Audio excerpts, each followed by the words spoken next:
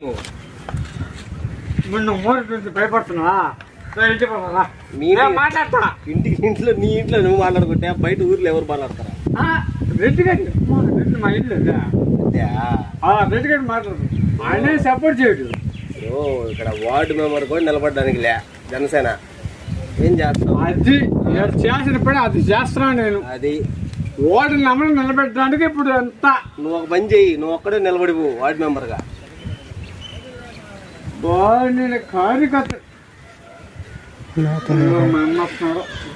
ఆయన కూడా కార్యకర్త ఆయన కూడా వాళ్ళు ఎవరు కార్యకర్తలే నా నేతాలు వేసేవాళ్ళు వస్తారు.